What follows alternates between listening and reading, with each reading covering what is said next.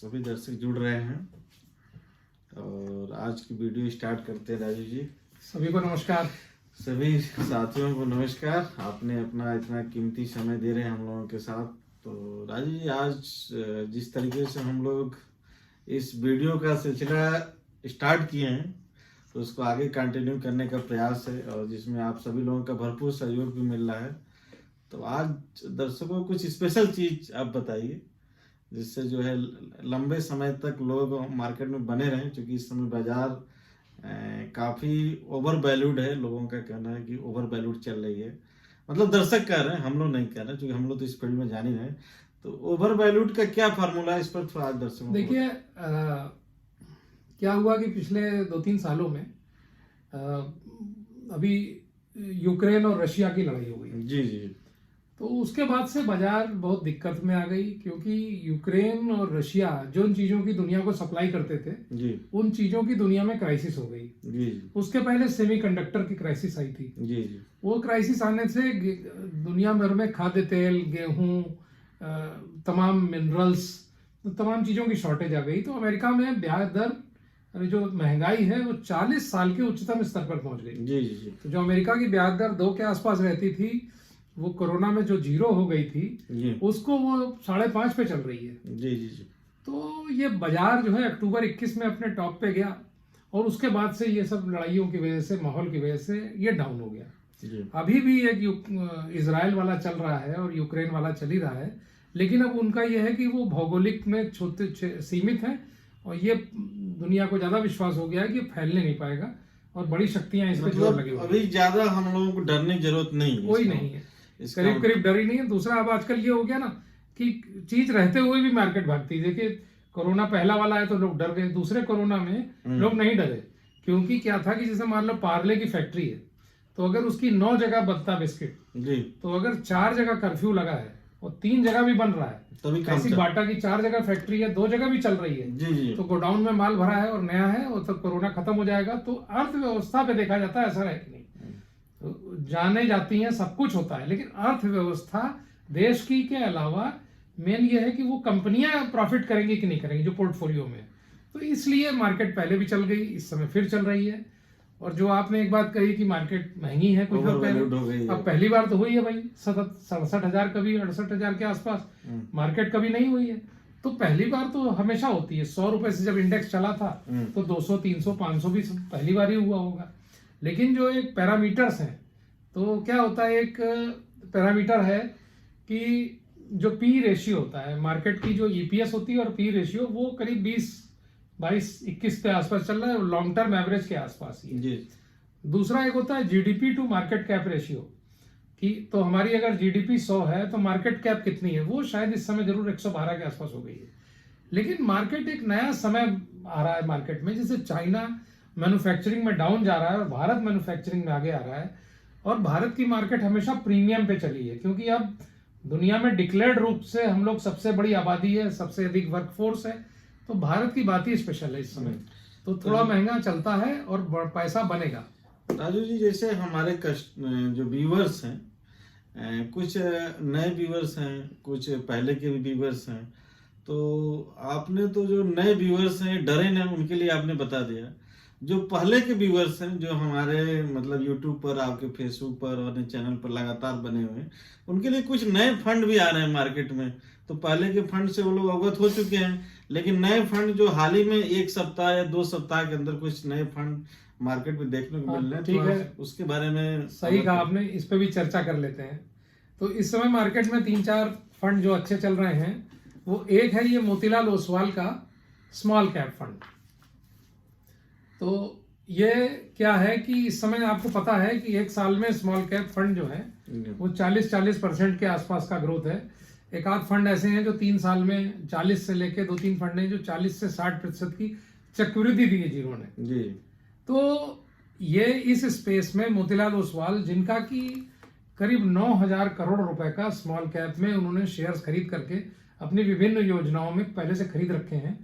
तो ये जो इक्विटी के एक बहुत बड़े एक्सपर्ट हैं रामदेव अग्रवाल और मोतीलाल जी, इनके हाउस से ये फंड नया आया है। क्योंकि पहली बार जो मोतीलाल जी ओसवाल जी की तरफ से जो है पहला फंड है जो स्मॉल कैप में आ रहा है। हाँ, पहली बार आ रहा है। तो ये है एक, तो ये 6 महीने में निवेश करेंगे धीरे धीरे। जी। इनको 6 महीने का टाइम होता है फंड मैनेजर्स को निवेश करने का।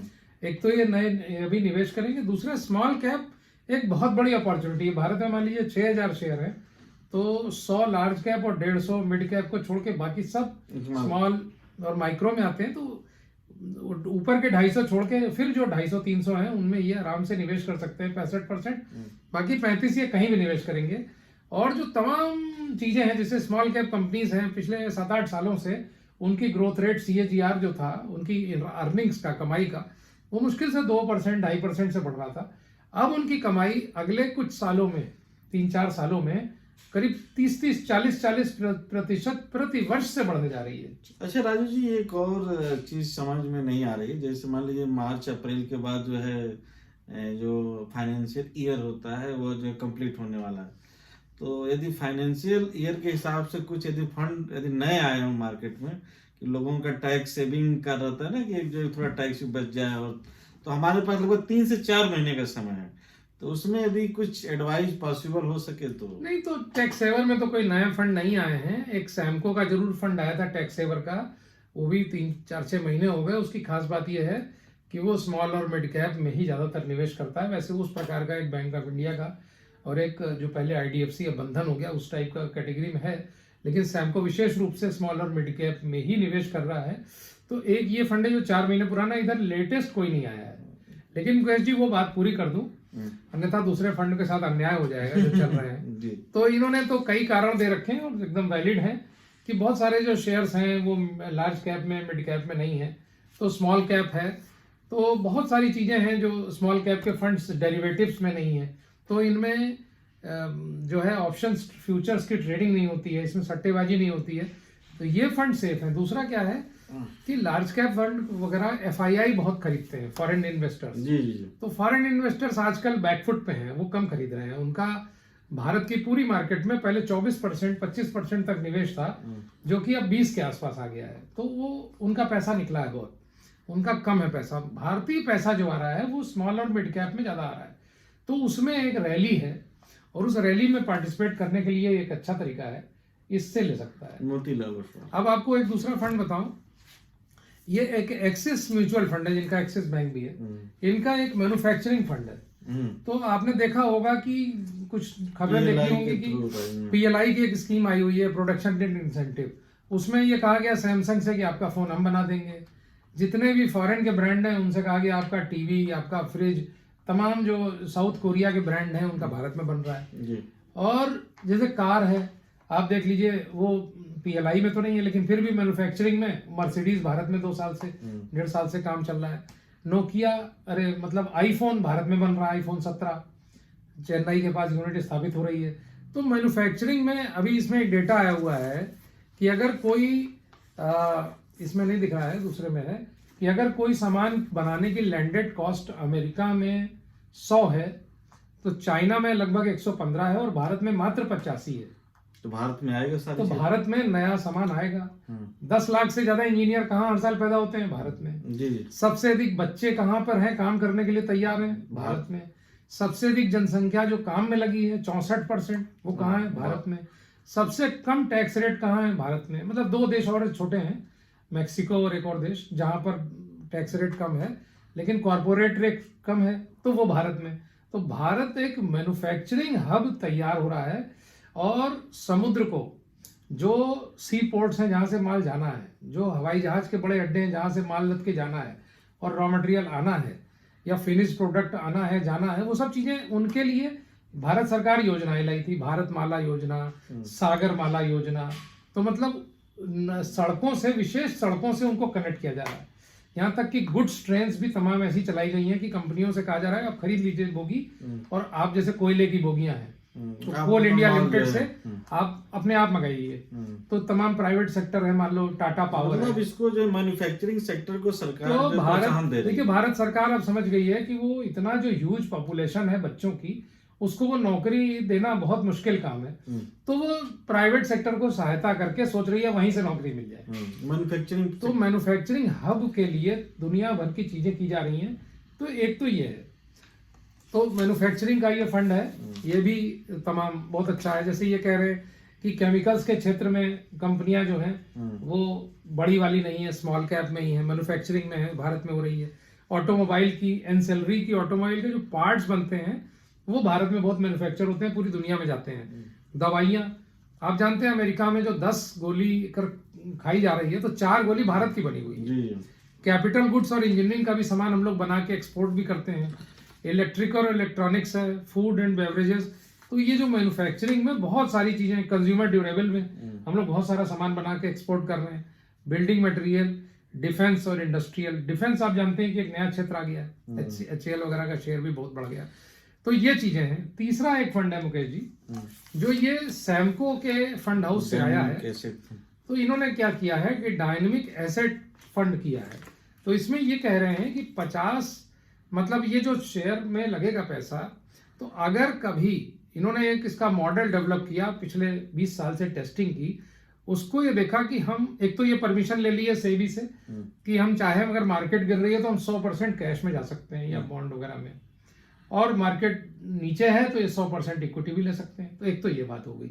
लेकिन ये परमिशन कुछ और फंड कंपनीज के पास भी है जो एसेट एलोकेशन के डायनेमिक फंड्स हैं।